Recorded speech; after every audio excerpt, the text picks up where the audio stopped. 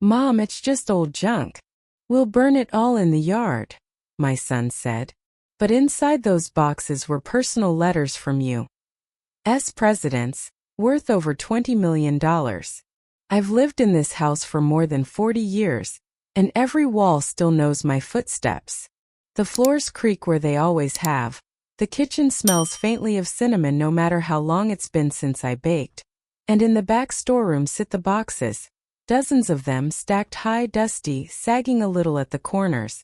My life's work, really. Yellowed envelopes tied with string, papers so brittle I sometimes hesitate to touch them. I never thought of them as treasure.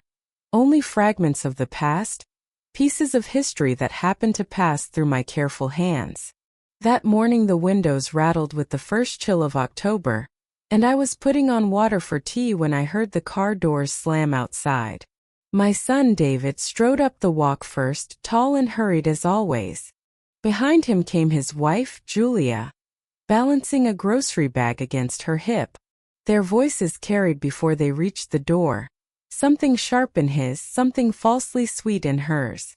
"Mom," David called as he stepped in without knocking. "We need to talk about the storeroom." Julia was already slipping her coat off, eyes sweeping the house like she was measuring it for curtains. "The storeroom?" I asked, though I knew. "Yes," David said, his voice brisk. "Those old boxes. It's time, Mom.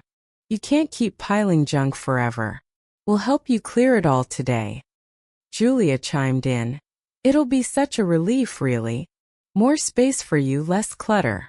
We'll make a little bonfire in the yard. Get rid of the dust and mold once and for all." The tea kettle hissed behind me, but I didn't move to fetch it. My hands tightened around the edge of the counter. They were speaking too quickly, like a plan rehearsed on the drive over. "Bonfire," I repeated. David nodded. "Yes, safest way. Half those papers are probably crawling with silverfish by now. None of it matters, Mom. They're just scraps." I walked them to the storeroom door.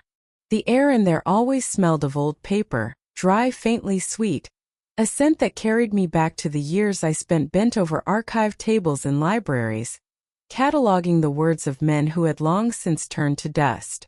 I'd carried that discipline home, saving letters, records, and notes that others thought worthless. Some came to me through work, others as gifts, others rescued from trash bins when nobody else cared. The boxes leaned against one another like tired old friends. Each was labeled in my hand: 1940s correspondence, political notes, miscellaneous Senate letters. Julia wrinkled her nose at the sight. "Mom," David said, lowering his voice as though he were reasoning with a stubborn child, "you're 73. You don't need this weight hanging around you anymore. Let us take care of it." Something in me went cold. His words were smooth, but his eyes, there was an urgency there, too sharp for simple tidying. A hurry, as if time itself pressed against him.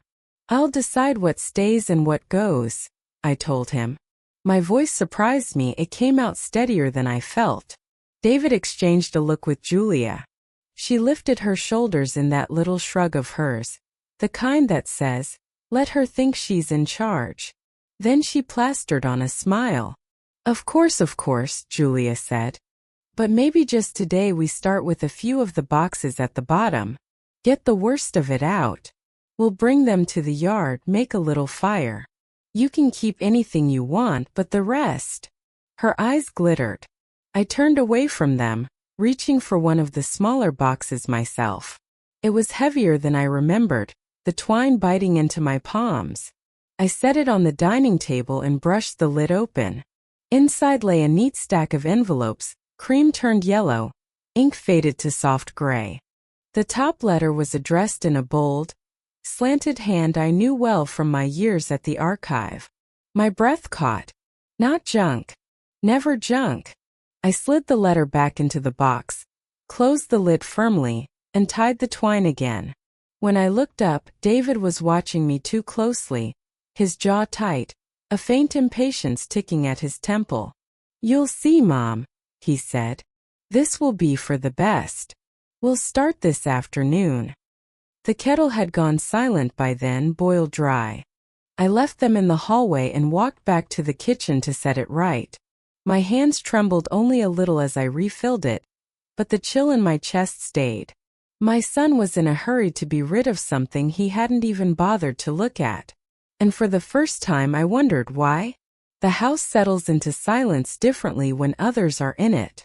That night, with David and Julia sleeping in the guest room down the hall, the air felt restless, like even the walls were holding their breath. I tried to sleep, but every creak made my ears sharpen. The clock ticked on the nightstand. Midnight passed. 1 o'clock. 2. Then came the sound. Not loud but unmistakable. The squeak of the storeroom door. My heart leapt, and I sat upright before my mind could argue. I slipped my feet into my slippers and reached for the old robe hanging on the chair. The hallway was dark, only the faint glow of the nightlight near the stairs guiding me. The storeroom door was ajar. A line of yellow light spilled out across the carpet. Voices murmured inside. I pressed closer, careful not to let the floor groan. Julia's whisper first. Quickly, stack them neatly. Tomorrow we'll file this all as scrap paper. No one will ever know. David's reply, lower, strained. Don't make so much noise. She's a light sleeper. My breath caught sharp in my chest. Scrap paper. No one will ever know. My own son, his wife, plotting in my house as if I were already gone. Through the narrow crack, I saw them hunched over the boxes. Julia had her hair pinned up carelessly, strands falling loose as she tugged out bundles of letters tied with faded ribbon. She held one up, frowned at the handwriting, and tossed it into a pile. David was kneeling by another box, flipping quickly through pages, his movements too practiced, too hurried. I pushed the door wide. What do you think you're doing? They both froze, caught like children with their hands in the cookie jar. But it lasted only a second. David stood, his face darkening, and Julia smoothed her expression into one of false innocence. Mom, David said, his voice clipped. You shouldn't be up. I heard you, I said. My voice shook, but I held it steady. I heard every word. Filing them as scrap paper? Sneaking through my things in the middle of the night? Julia's smile turned thin as paper. We didn't want to wake you. We thought we'd make a start so you wouldn't have to strain yourself. By lying. I stepped closer, pointing at the scattered envelopes. These aren't yours to touch. David's eyes flared with something I hadn't seen before. Not frustration. Not weariness. Something colder. Mom, he said, his tone hard as stone. This isn't yours anymore. You're old. You don't understand value. You hoard these useless papers, and it's time they were dealt with. The word struck harder than any slap could have. Not yours anymore. My own child, the boy I raised on bedtime stories and Sunday dinners, standing before me like a stranger. I was an archivist, I said quietly. I know what's in these boxes. You don't. Exactly, Julia snapped, her patience cracking. That's why you shouldn't be the one deciding. You're clinging to ghosts, and it's unhealthy. David's jaw tightened. We'll take care of it tomorrow. You'll thank us when the house is lighter. I stared at them both. The light above hummed faintly, the only sound in the stillness that followed. A bundle of letters lay at Julia's feet. The ribbon had slipped loose, the paper fanning across the floor like wings broken open. I bent to gather them. My hands trembled, but I tied the ribbon tight again, pressing the stack against my chest. You will not touch these again, I said. My voice was soft but firm. Neither answered. Julia's eyes darted to David's, and something passed between them, an understanding, an agreement I wasn't part of.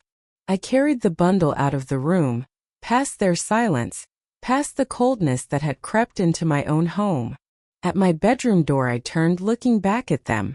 For the first time, I told them, my throat raw, I see you clearly. Then I shut the door.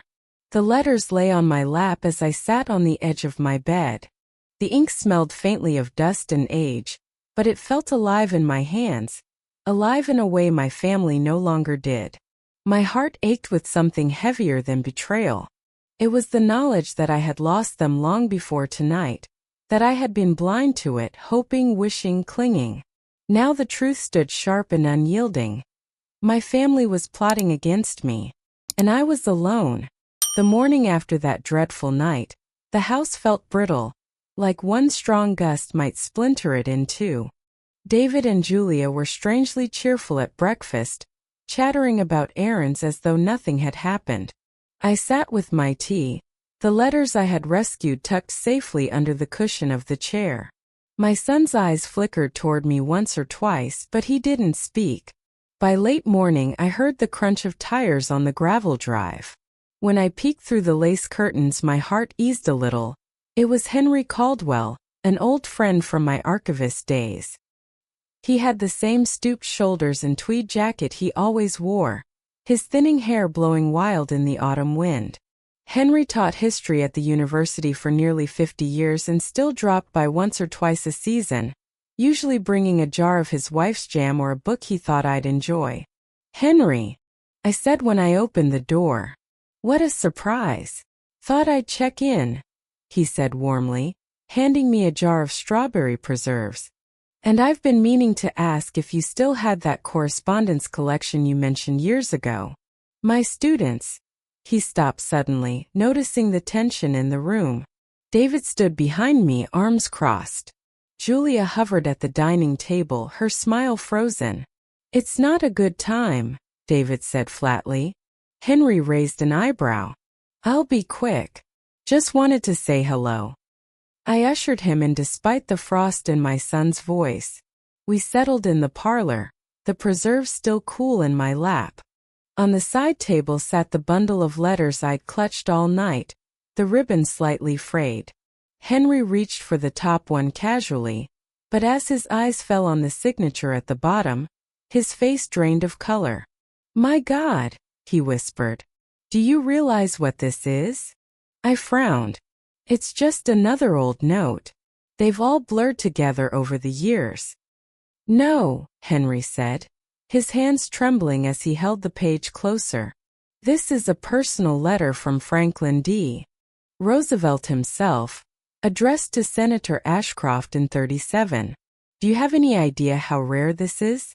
Private correspondence from a sitting president? This alone could be worth hundreds of thousands."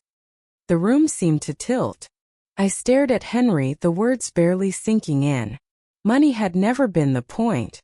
These papers were pieces of memory, fragments of voices I couldn't bear to lose. But worth? That thought had never entered my mind. Behind me, Julia gave a sharp little laugh.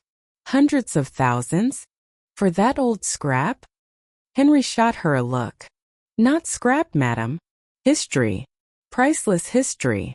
If the rest of those boxes are even half as significant, you're sitting on a collection that could rival museum holdings." David stepped forward, his mask of cheer finally cracking. His eyes gleamed with something fierce, hungry. "So you're saying these papers are valuable? Very valuable." Henry nodded slowly, still flipping through the letter as if afraid it might vanish. "Extraordinarily so. Universities, archives, even the Library of Congress would fight to house them. Do you understand what you have here?" Before I could answer, Julia's voice sliced in, her false kindness stripped away. "We understand plenty. Mom doesn't.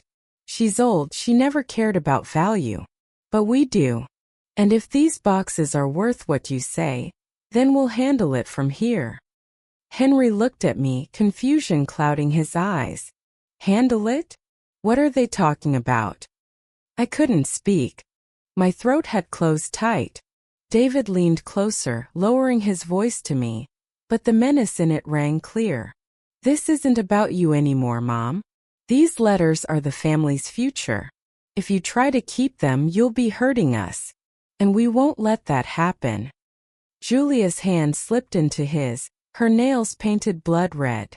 You should think carefully, she said softly, because we're done playing nice. The words hung in the air, heavy as a storm cloud. Henry looked from them to me, his face paling further, and for the first time I saw in his eyes what I had begun to fear in my own heart. My family was not simply impatient or careless. They were predators circling. I clutched the letters tighter, the ribbon cutting into my palm. For decades I had thought of these boxes as my quiet burden, my eccentric habit. But now for the first time I saw them as something else entirely. A treasure. A dangerous treasure. And the people I had trusted most were ready to steal it from me. The day after Henry's visit, the house changed. Not physically, but in the way it breathed. Every sound seemed watched, every movement shadowed. David and Julia lingered longer than usual, pacing rooms they hadn't cared about before. I caught Julia opening cupboards in the hall, pretending to dust, her eyes sweeping for more boxes. David took every phone call in a low voice outside, the crunch of his footsteps pacing across the gravel drive. By evening, they sat me down at the dining table as if I were a guest in my own home. The chandelier hummed faintly overhead. My son placed a thick folder in front of me, his hands firm on the cover as though afraid I might shove it away. "Mom," he began, his voice syrupy but strained. "This is for your protection. With all the stress of those papers, we thought it best to get your house insured properly. Fire, water damage, theft, the works. You've been careless too long." Julia leaned forward, her smile stretched thin. "It's a simple contract. Just sign where he's marked. Then you'll never have to worry again." My hands hovered above the folder, reluctant to touch. "Insurance?" I asked quietly. "That's all this is?" David nodded too quickly. "Yes, of course. Just standard coverage.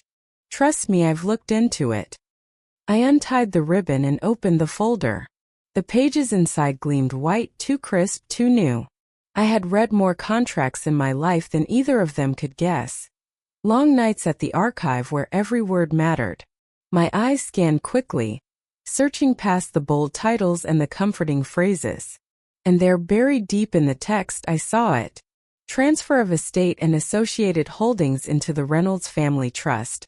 Managed solely by David Reynolds, trustee. My chest tightened. I forced myself to keep turning pages, though my hands trembled.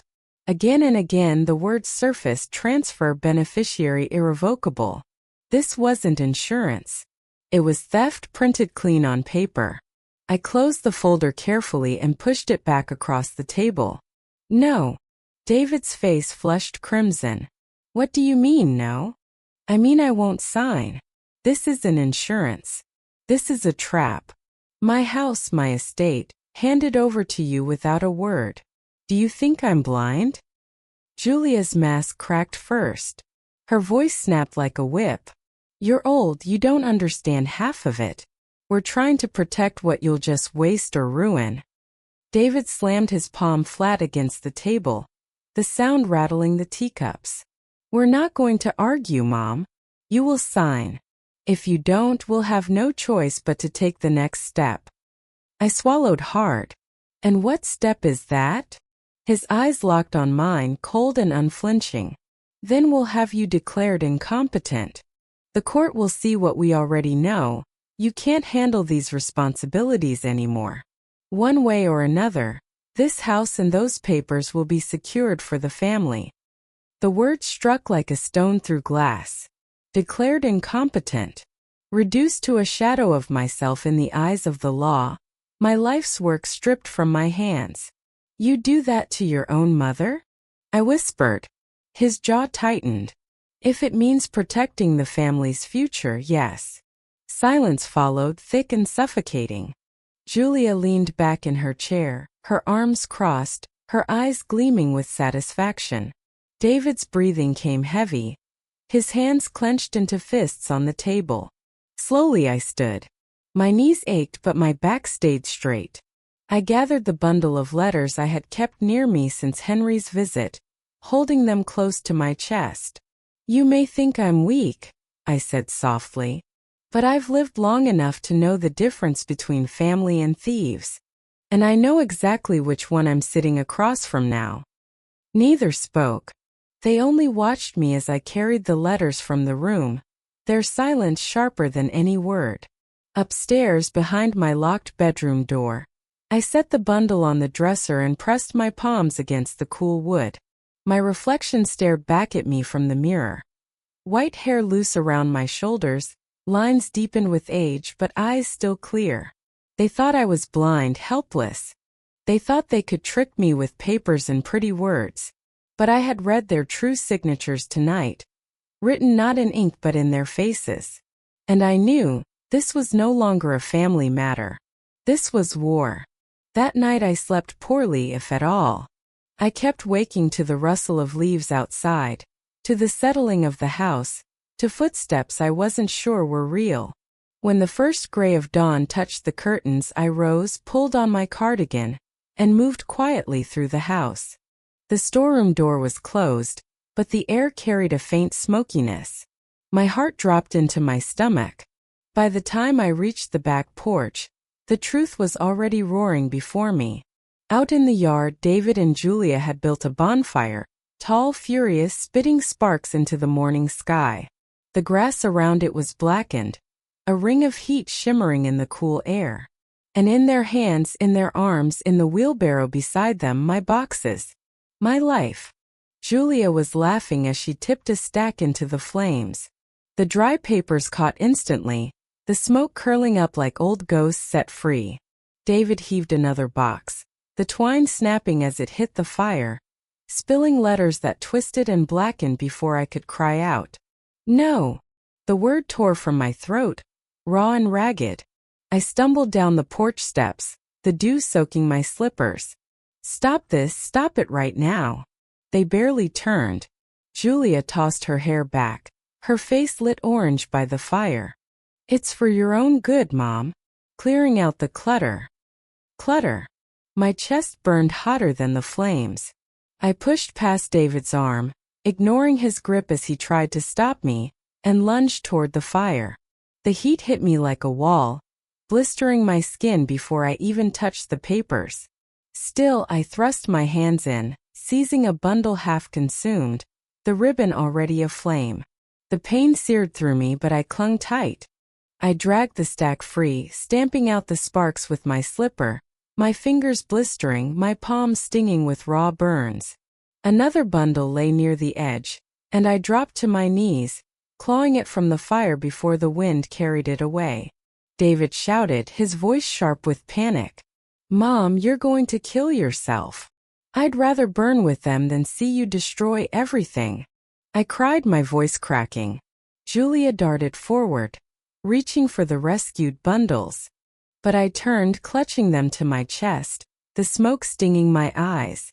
My arms trembled, my skin screamed, but I would not let go.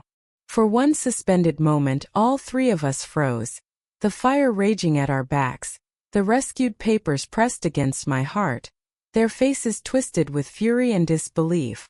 Finally David stepped back, his jaw tight. Fine, he spat. Keep those scraps. But the rest is gone. And you'll thank us when you're not buried under it anymore. He kicked another box into the flames, and I flinched as the dry wood split and hissed, sparks spraying into the air. I turned and staggered toward the porch, clutching the charred bundles. My hands throbbed with pain, but the letters were safe, at least some of them. I reached the door and collapsed against it, the world spinning in heat and smoke. Behind me the fire roared higher, swallowing decades of words, of history, of lives once lived. My children's voices blurred into the crackle, sharp and angry, but I heard nothing clearly anymore. Only the scream of burning paper, the hiss of ink turning to ash. When at last I staggered inside, I dropped the bundles onto the kitchen table. My palms were raw, the skin angry red, but I forced my trembling fingers to untie the ribbons, to check the pages. Some edges were blackened, the corners curling, but the words remained. Names, dates, signatures. History. Tears blurred my vision, dripping onto the paper as I turned each fragile sheet. Saved. At least these saved. I sank into a chair, the smoke clinging to my hair, my chest aching with each breath. My children's voices still carried through the window, sharp and impatient, but I no longer heard them as my children. They were destroyers, and I was the last guardian left standing between them and the past. That morning, with my hands burned and the smell of fire seared into my clothes, something inside me hardened. This was no longer a matter of family quarrels, of old papers or clutter. This was war. A war over memory, over truth, over everything I had ever held dear. And I was not finished fighting. The fire burned down to embers by afternoon, leaving the yard scarred black, the air thick with the acrid smell of smoke. My hands throbbed, wrapped in damp cloths, every movement sending sharp reminders of what I'd risked. I sat at the kitchen table with the rescued bundles, guarding them like a dragon over its hoard. I thought the nightmare might end there, that perhaps David and Julia would be ashamed enough to stop. But shame was something they'd lost long ago. The doorbell rang just after supper. When I opened it, there stood Mrs. Jenkins from across the street, her thin frame wrapped in a wool coat, her gray curls blowing in the breeze. She glanced past me into the house, her nose wrinkling at the lingering smoke. "Are you all right?" she asked, her voice tight. "I saw the fire this morning. Thought the house had gone up." Before I could answer, Julia appeared at my shoulder, smiling too brightly. "Oh, it was nothing, just some old junk we were clearing out. Mom got a little excited, but everything's fine." Mrs. Jenkins looked at me, her eyes narrowing. "It didn't look fine. You were in the flames, Margaret. I saw you grab something from the fire. I almost called the fire department myself." "You should have," I whispered, though my voice was nearly drowned out by Julia's laugh. "Really, it was under control," Julia said smoothly. "No harm done. Just family tidying up." But Mrs. Jenkins wasn't convinced. She shifted her gaze back to me, her brow furrowed. "Was it? Because I called the police." Julia's smile faltered. David appeared then, his jaw tight, his hands shoved in his pockets. "You what?" he snapped. "I called," Mrs. Jenkins repeated firmly. "I told them there was a suspicious fire and that you might need help. They said they'd send someone by." She looked at me again. "I didn't want you left alone in that mess." Almost on cue, 2 patrol cars rolled down the street, their lights flashing softly against the dusk. My heart lifted just for a moment. Perhaps now someone would see, someone would listen. The officers stepped out, 2 young men in crisp uniforms. They nodded politely to Mrs. Jenkins, then turned to us. "We got a call about a fire?" Julia's voice slid back into sweetness. "Yes, officers, thank you for coming. Just a little controlled burn in the yard, old papers, nothing dangerous." My mother-in-law got a bit flustered, but truly everything's fine. I stepped forward, clutching the bundles tight against my chest. "Not fine. They tried to burn my letters, historic letters. I nearly burned myself to save them." I held the scorched pages out, the edges blackened, the signatures still clear. The officers exchanged a glance. One took a step closer, peering at the papers. "These are old letters?" "Not just old," I said, my voice trembling but urgent. "These are presidential letters, personal correspondence, worth millions, according to a historian friend. They tried to destroy them." The officers looked at the pages, then back at me. One gave a small shrug. "Ma'am, they just look like old papers to us. Nothing illegal about burning trash on your own property." "It wasn't trash," I insisted. "It's history. And I didn't consent. They went behind my back, tried to." David cut in smoothly, his tone heavy with rehearsed concern. "Officers, my mother has been under a lot of stress. She's 73 and sometimes she gets confused. We were just helping her clean up. She imagined something more sinister, but it's nothing. Really? Julia nodded eagerly. We love her, of course. We'd never harm her. She just gets things mixed up. I stared at them, my mouth dry. I'm not confused, I whispered. The officers hesitated, but then one gave a slow nod. This sounds like a family matter. Unless someone's hurt or property's damaged, there's not much we can do. I raised my burned hands, the raw blisters glaring under the porch light. I am hurt, I said fiercely. They did this to me. The officer's eyes softened briefly, but he still shook his head. I'm sorry, ma'am. If you need medical attention, we can take you to the hospital. Otherwise, I suggest you all try to work this out peacefully. With that, they tipped their hats, muttered polite goodbyes, and returned to their cars. The flashing lights receded down the street, leaving only silence. Mrs. Jenkins lingered a moment, her eyes heavy with pity. I saw what I saw, she murmured to me.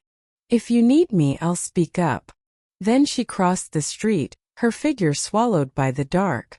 David shut the door with a sharp slam. His face turned toward me, no longer masking the contempt. You think you're clever running to neighbors, waving your scraps at strangers. But you just embarrassed yourself, Mom. No one believes you. Not the police, not anyone. Julia's smile returned, sharp and cruel. And now you've shown your hand. If you want a fight, you'll get one. But you'll lose. I clutched the rescued letters tighter, the paper crinkling under my fingers. My burns ached, my heart hammered, but I stood tall. They thought the police's dismissal meant freedom for them. But I understood the message differently. The world would not save me. If these letters were to survive, if truth itself were to survive, I would have to fight alone. The house was too quiet after the police left. Not peaceful quiet. No, it was the kind that presses against your ears, waiting to break. David and Julia went about their routines with an edge to every movement. Cupboards slammed harder than necessary. Footsteps thudded heavier on the stairs. Words were muttered sharp enough to sting without being clear. I kept to myself, tending my burns with salve and wrapping them in gauze. The rescued bundles never left my sight. I even set a chair in the bedroom corner, sleeping with them stacked beside me like fragile children I had to guard. But danger doesn't always come in footsteps or fire. Sometimes it creeps in softer voices, in secret corners of the house where whispers are thought safe. It was a Tuesday evening when I heard it. I had risen for a glass of water and was passing the guest room when a light glow flickered under the door. A voice carried out, hushed but urgent, my granddaughter Anna. She had come over after school. Her laughter earlier had sounded so innocent, but now her words sliced through me. Yes, I sent the photos, she whispered into her phone. They're authentic: Roosevelt, Truman, even Eisenhower. The signatures are clear as day. You said 20 million. When can we finalize? The floor seemed to tilt beneath me. My hand tightened on the wall for balance. 20 million. She was talking about my letters, my life's work, as if they were trinkets for her to pawn. A pause. Then her voice again, soft, urgent. Don't worry, she won't stop us. Grandma doesn't even know what she has. She's old. She thinks these papers belong in a shoebox. Once the auction's set, it'll be too late. My throat closed tight, but I forced myself to move, to step back silently down the hall before my legs gave me away. In the kitchen I sank into a chair, the water glass forgotten on the counter.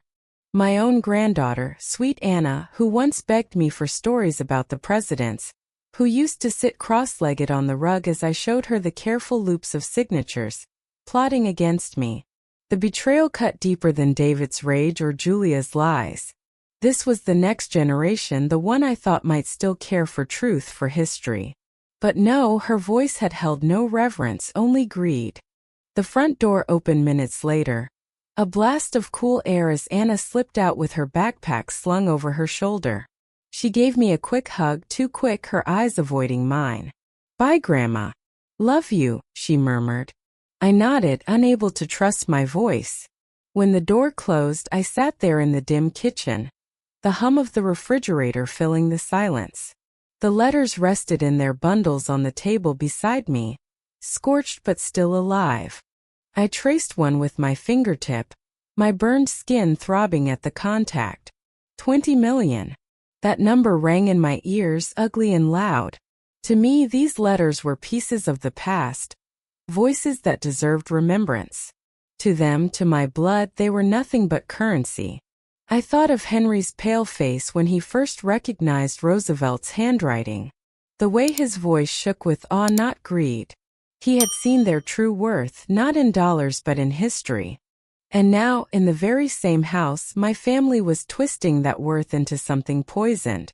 Upstairs, I heard David's heavy tread and Julia's murmur. No doubt Anna had already told them of her progress. They would come for the rest soon. I gathered the bundles to my chest and carried them back to my room. My burns ached, but I ignored the pain. I pulled a chair against the door and sat with the letters spread before me, the lamp casting their ink into fragile shadows. My family thought me powerless. They thought me too old, too weak, too blind to stop them. But they were wrong. Because that night, for the first time, I understood the full shape of the battle. It was not only against fire or deceit, it was against my own blood, willing to sell me along with history itself if it meant lining their pockets. And though my hands shook, though my body was worn and aching, something inside me hardened. I would not let these pages vanish into greed. I would not be erased. They had turned my house into a battlefield. Now I would turn it into a fortress. The house has secrets. Most old homes do, if you've lived in them long enough to listen. Mine had one I hadn't thought about in years. It was my late husband, Thomas, who built it. Back in the 70s, when money was tight and burglaries were common, he carved out a space behind the plaster in our bedroom wall. Every family ought to have a place no thief can find, he'd said, smiling as he slipped his cigar box inside. Over the years it held small treasures, a locket from his mother, the deed to the house, even a roll of bills we once needed when the car broke down. After he passed, I left it empty. Until now. The night after Anna's phone call, I knew the time had come. I waited until the house was silent. David's snores rumbling faintly through the guest room wall, Julia's soft footsteps finally still. I gathered the rescued bundles and carried them upstairs. My hands still burned from the fire, but I worked slowly, carefully, sliding the dresser away from the wall. The wallpaper there was faded, but my fingers found the familiar notch near the baseboard. I pried it open, the wood shifting with a groan, and the panel came loose. Behind it yawned the hollow space, cool and dark. I slid the letters inside, one bundle at a time. My heart eased with each one hidden, safe from greedy eyes. When the last was tucked away, I pressed the panel back into place, smoothed the wallpaper, and dragged the dresser flush against the wall. I sat on the bed afterward, breathing hard. For the first time since the fire, I felt a flicker of calm. My treasures were safe for now. But safety is a fragile thing. The next morning, David prowled the house like a wolf. He opened drawers, shuffled through closets, even peered under the sofa cushions. Julia followed close behind, her smile gone, her eyes sharp. "Where are they, Mom?" David demanded at breakfast, his fork stabbing into his eggs. "Don't play dumb. We know you moved them." I kept my gaze steady on my teacup. "Some things don't belong to you." His chair screeched as he shoved back from the table. "They belong to the family. That means us. If you won't hand them over, we'll find them." Julia touched his arm lightly, but her words carried the same steel. "You can't hide them forever. Someone will notice. Someone always does." I said nothing. My hands trembled slightly in my lap, but inside I clung to the memory of the hidden space. They could tear this house down to its studs and still never find it. But their suspicion grew. That afternoon I caught my grandson, Peter, sneaking around upstairs. He was only 17, tall and restless, but his eyes carried the same gleam I had seen in his father's. He wandered into my room without knocking, running his fingers along the bookshelves, tapping the walls as though listening for secrets. "What are you looking for?" I asked from the doorway. He jumped, then gave me a smile too quick to be genuine. "Nothing, Grandma. Just curious." "Curiosity has teeth in this house," I told him softly. "Best be careful before it bites." His smile faltered, but he didn't leave right away. His gaze drifted to the dresser, lingered a second too long, then slid back to me. "You're hiding something," he said. Not a question but a statement. I held his gaze. "And what if I am?" He shrugged, but his eyes never left the wall behind me. "Then I'll find it." That night, I lay awake listening to the house groan under their footsteps. Every creak on the stairs, every whisper down the hall set my nerves taut. I pictured Peter pressing his ear against the wall, David forcing the dresser aside, Julia smirking as the panel was pried loose. But the house had always been mine first. And Thomas's hidden compartment was built with hands that loved, not hands that stole. They wouldn't find it. Not yet. Still I felt the shift. The air in the house was no longer filled with ordinary malice. It was something colder, sharper, like a thriller unfolding around me. I had become both prisoner and guard in my own home, holding a secret that grew heavier by the day. And as I lay in the dark, I realized something else. It wasn't just the letters they were hunting anymore. It was me. The day the summons arrived, I wasn't surprised. I'd felt it coming the way you feel a storm before the clouds appear. The envelope was heavy cream paper, official lettering across the top, petition for guardianship, declaration of incompetency, filed by my own son. My hands shook as I set it on the kitchen table. The words blurred, but the meaning was clear enough. David meant to strip me of my rights, to take my house, my name, and the letters all in one sweep of a judge's pen. The weeks that followed passed in a blur of phone calls and paperwork. Henry stood by me, bless him, and connected me with a lawyer who still respected history, who understood the weight of what I carried. We gathered evidence, affidavits, even expert opinions on the letters themselves. Each time I untied a bundle to show them, my heart pounded as if I were exposing living veins. The morning of the hearing, the courthouse loomed gray against the winter sky. My burns had mostly healed, but the scars still reddened my palms, a reminder of the fire and what it had cost. I walked slowly through the marble halls, clutching my cane in one hand and a slim folder in the other. Inside the folder was my shield. One letter, authenticated by Henry, written in Roosevelt's own hand. When we entered the courtroom, my family was already seated. David in a sharp suit, Julia with her practiced smile, Anna and Peter whispering at the back. Their eyes slid over me like I was a stranger. The judge, a stern woman with iron-gray hair, called us to order. David's lawyer rose first, painting me as a fragile old woman, confused, unstable, unable to manage my own affairs. He spoke of burned hands as evidence of recklessness, of cluttered boxes as proof of decline. He even produced medical records, false ones I later learned suggesting early dementia. Julia dabbed at her eyes with a handkerchief, murmuring about how much they loved me, how worried they were, how this was for my own good. I sat silent, my hands clenched in my lap. Every word twisted the knife deeper, but I would not break. Finally, my lawyer rose. "Your Honor, with respect, this case is not about incompetence. It is about greed. My client is a former archivist, a woman who spent her life preserving history. The so-called clutter her children tried to destroy are documents of national significance. We have here today one such letter, authenticated by a university historian." He opened the folder and laid the Roosevelt letter on the judge's bench. The ink shimmered under the lights, bold and unmistakable. The courtroom stilled. Even David leaned forward, his face tightening. The judge picked it up carefully, adjusting her glasses. Her lips moved as she read, her eyes narrowing with each line. At last she looked up, her expression unreadable.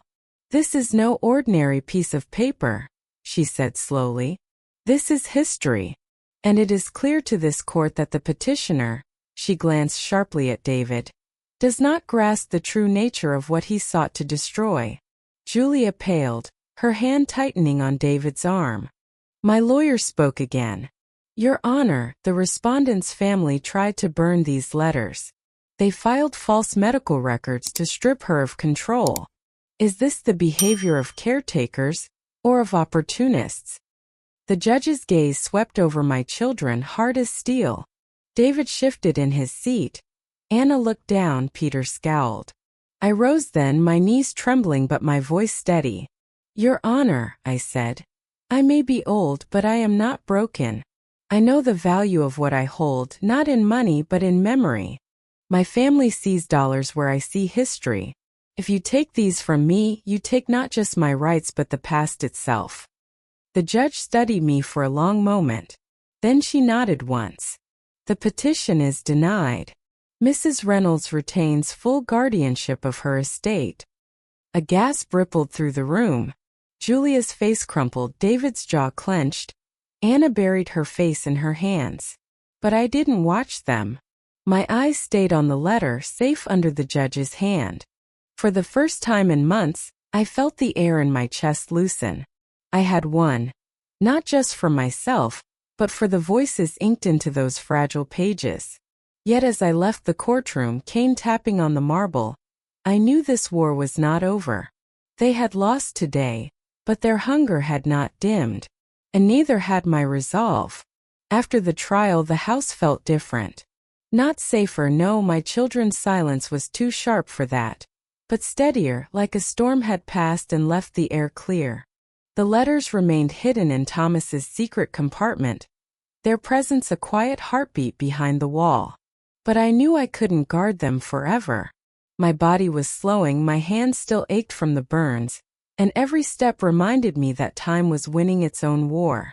If I left the letters here, sooner or later David or Julia, or even Anna, would tear the house apart to find them, and history would be lost to greed. So I made my choice. It was Henry who carried the news for me. With his contacts at the university, he arranged a meeting with the National Archives in Washington. They came to my home one gray morning, 3 officials in dark suits, their eyes widening as I laid the bundles out on the dining table. Their gloved hands turned the pages reverently, voices hushed with awe. "These are extraordinary," one whispered.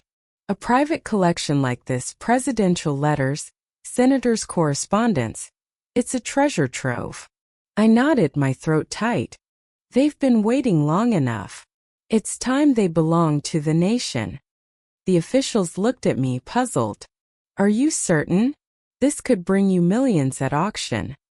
"I don't want an auction," I said firmly. "I want them preserved, protected, where no greedy hands can burn them." Their eyes softened and they nodded. Papers were signed, agreements made. The state promised compensation. More money than I had ever dreamed of, but I barely listened. The true victory was knowing those letters would be safe long after I was gone. When David learned what I had done, the mask finally dropped. He stormed into the house, his voice shaking with fury. "You gave them away," he shouted. "To the government? After everything we went through, after what they're worth, you gave them away?" I met his eyes calmly. "I didn't give them away. I gave them back. To history. To everyone. They were never yours to take." Julia hissed from behind him. "You've ruined us." "No," I said softly. "I've freed myself." The weeks that followed were quiet. Too quiet. They stopped visiting as often, though I'd sometimes see the shadow of their car pausing at the end of the drive before speeding off again. When they did come inside, their words were clipped, their smiles brittle. I busied myself with the future. With Henry's help, I rewrote my will. Not a penny would go to David, Julia, or their children. The archives would receive a legacy gift, and the rest would be divided among charities I trusted. Libraries, schools, the retreat center my friend Belinda ran for widows. I kept one copy of the new will in my desk drawer, another with my lawyer. For the first time in months I slept deeply. Years from now I know how it will be. When my funeral comes, they'll gather in black at the church, their faces arranged in masks of grief. Julia will dab her eyes with a lace handkerchief. Anna will bow her head. David will sigh heavily as if crushed by sorrow. But their tears will not be for me. No, their grief will be for the money, for the inheritance that slipped through their fingers like ash through fire. And perhaps as the choir sings and the organ hums, someone will whisper in the back row, "She was the one who saved those letters. She gave them to the nation." And maybe, just maybe, that truth will outlive their bitterness. I picture the letters now, resting in cool archives, their ink safe from flame, their words waiting for scholars, for students, for anyone who cares enough to listen.